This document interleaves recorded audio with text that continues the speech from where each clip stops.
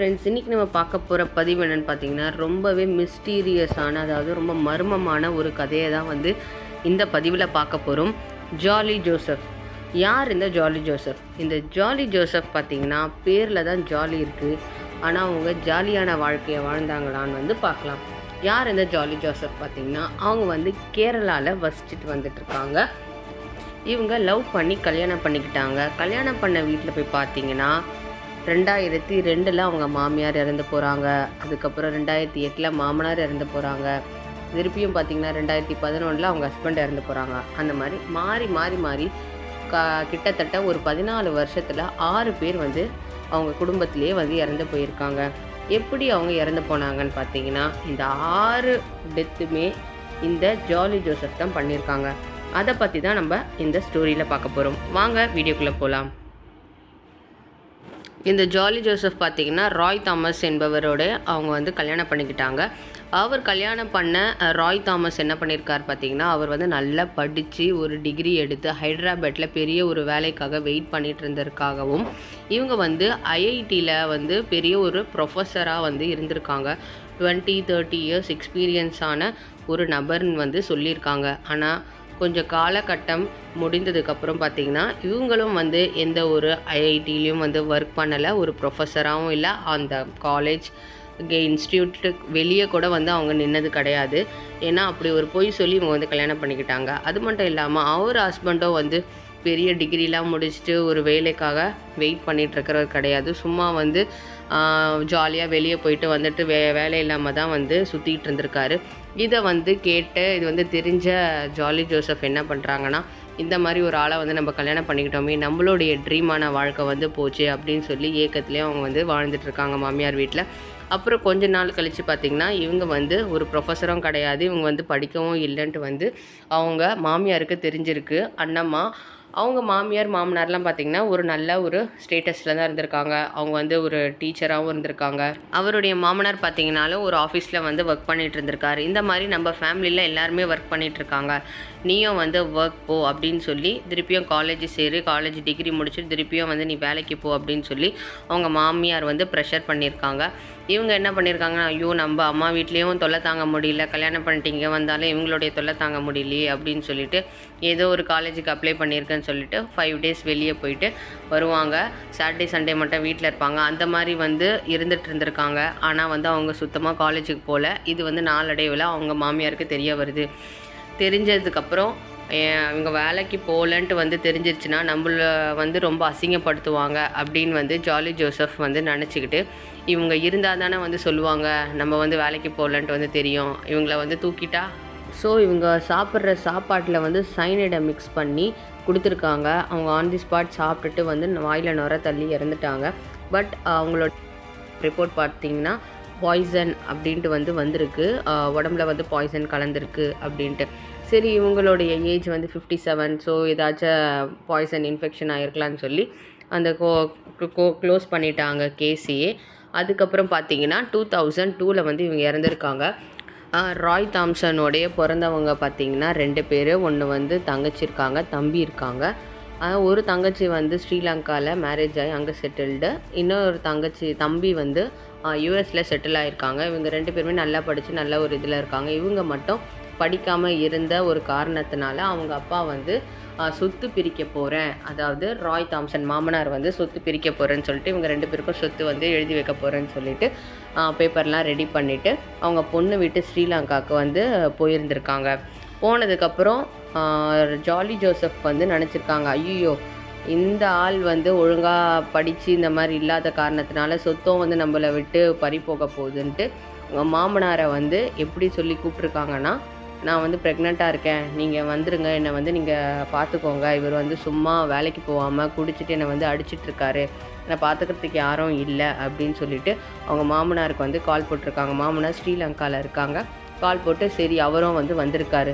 வந்ததுக்கப்புறம் என்ன பண்ணியிருக்காருன்னு பார்த்தீங்கன்னா, இந்த ஜாலி ஜோசப் வந்து ஒரு திட்டமிட்டாங்க. திருப்பியும் இந்த சொத்தாச்சும் நம்மளுக்கு வேணும், ஏன்னா நம்ம நினச்ச ஒரு லைஃப் வந்து வாழ முடியல அப்படின்னு சொல்லிட்டு மாமனாரை போட்டு தள்ளுறதுக்கு 2008 திருப்பியும் சைனைடு வந்து மிக்ஸ் பண்ணியிருக்காங்க அவங்க சாப்பிட்ற சாப்பாட்டில்.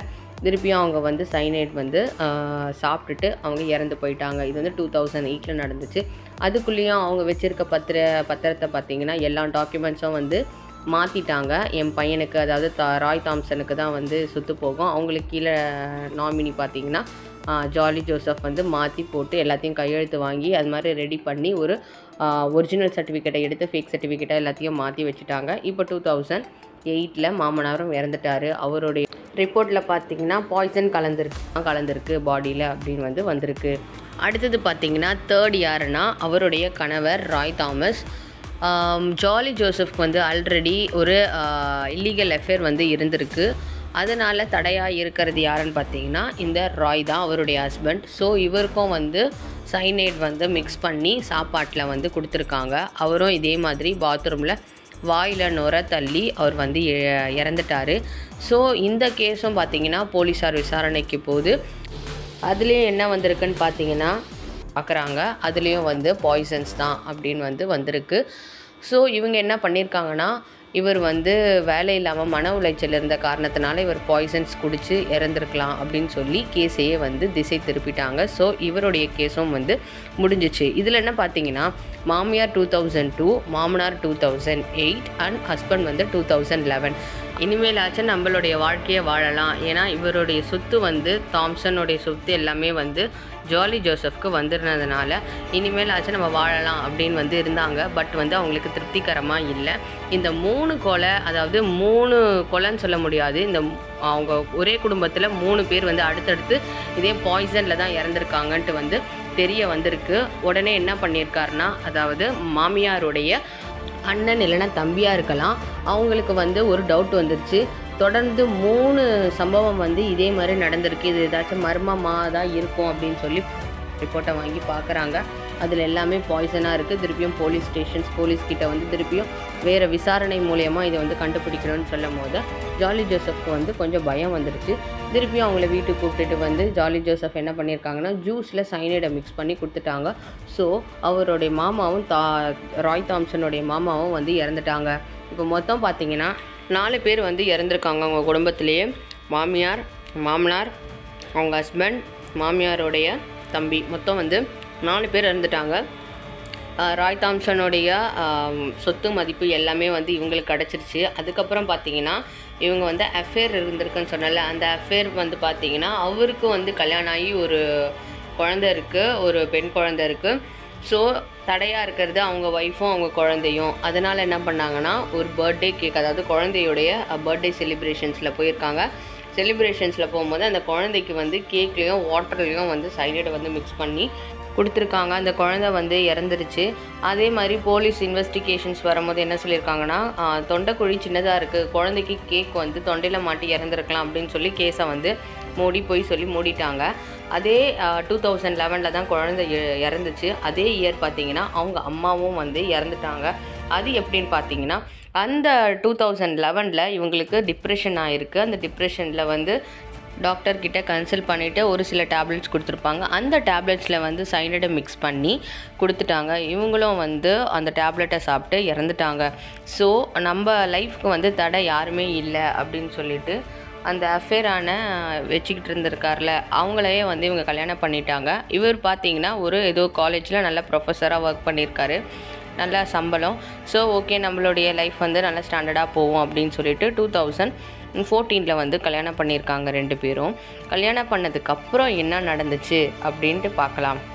அதாவது ராய் தாம்சனை கல்யாணம் பண்ணிக்கிட்டாங்களே, அப்போ வந்து அவருடைய 2 பேர் வந்து சிப்ளிங்ஸ். ஒன்று வந்து ஸ்ரீலங்காவில் இருக்காங்க சிஸ்டர், இன்னொருத்தர் வந்து யூஎஸில் இருக்காங்க. யூஎஸ்லேருந்து இப்போ தான் அவருக்கு வந்து வர முடிஞ்சுது இந்தியாவுக்கு.